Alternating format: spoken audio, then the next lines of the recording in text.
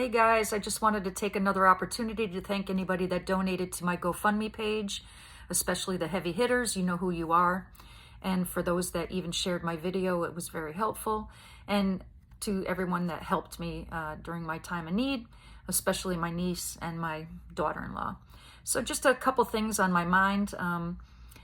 First being, I'm not quite 60 yet. So thank God for my GoFundMe money, because I go and I don't even know what the retirement age is. I fully vested when I was 25 years old. So that means if I never worked a day since I was 25, I would have put in enough to supposedly receive Social Security, even though I've fretted since literally fourth grade that there was going to be no retirement money, because that's what I was always told. So, and it keeps creeping up, 63, 65, 67, right? So they said that's only for people that age out, people that are disabled for more than a year, which, you know how many people lie and then they go work for cash, complain of a back pain, right? Or for people that didn't put in, they get a little something called SSI. So I'm like, okay, I put in and I get nothing, but people that didn't put in get a little something. Go figure that. So I call all around. I don't even know who to call, right? But these people know the system. They know who to call. So I call the state and I go there. All these offices, they keep telling me they don't know what to tell me. So one is for, retarded persons and facilities and this, that, and the other thing. So I finally go to DCF, families, right? So I'm like, I'm not a family. So I go in and I'm like, okay, my hands, basically they were both worse than this. My eyes are swollen shut and I have no hands. So how am I supposed to work? I put into the system. So what can I do? So basically, unless you're pregnant, an asylum seeker, or an illegal alien, you get nothing.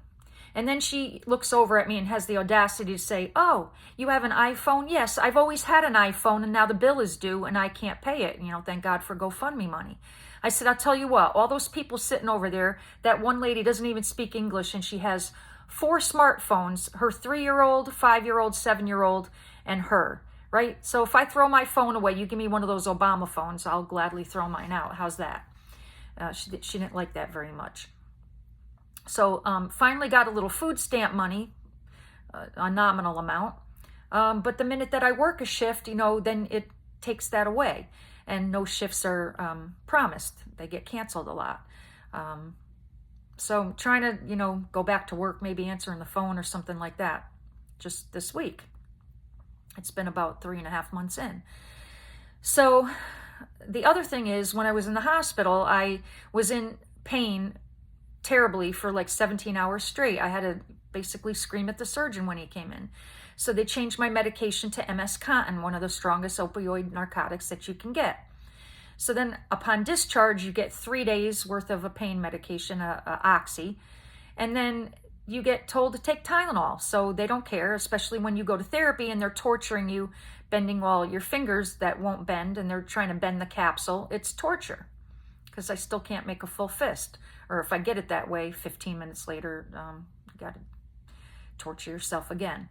So I look into this doctor-patient forum where this lady, Claudia, is trying to, hit Congress and find out what's going on. So somewhere in the late 80s, early 90s, this so-called narcotic crisis, this opioid crisis, which is false, it's fake. Opioids have been working just fine for 4,000 years. They're full antagonist in on your brain, and they just work. So everybody's in bed with the other people, and there's a conflict of interest. So the same people that created the opioid crisis, right, are the same people that make Narcan, right? So you see the conflict there. Pretty funny how that works. So now they started open up Suboxone clinics, that and buprenorphine, I'm not sure what it's called. But it's 100% that within a few months, your teeth are going to be totally rotted out like a meth head, right? So those are a gold mine. So they're trying to get all these people labeled as drug seekers, abusers, and then they want you to go on this Suboxone, which is a synthetic narcotic, so that they can cash in.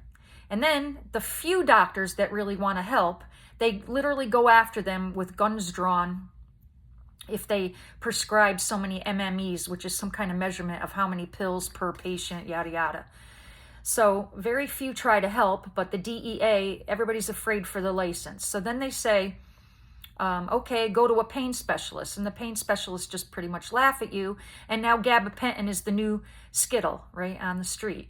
So gabapentin fixes everything. It is for nerves. It's also for seizures, and it also has horrible side effects. So you either have to stay in pain. Nobody cares. Nobody cares. So La Manos cost almost $970,000 over, because I just got another bill. 65,000 of which was for the 15-minute helicopter ride, $1,000 for literally a 1-mile ambulance ride. And that's all fake news too, because they accepted assignment from the insurance, and they said they were going to send in a social worker, which never came.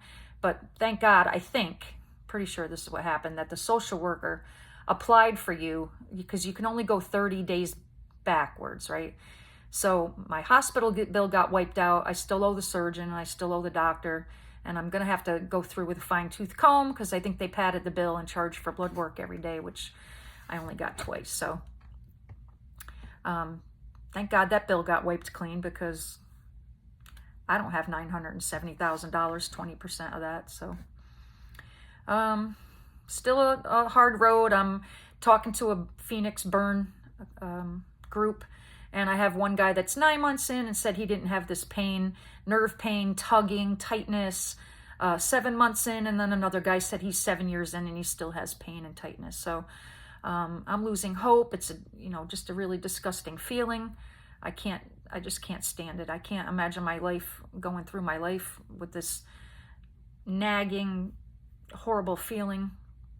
And I'm a pretty tough cookie if it was anywhere else but my dominant hand. So even if I type 1 millimeter, either way, my hand kills me.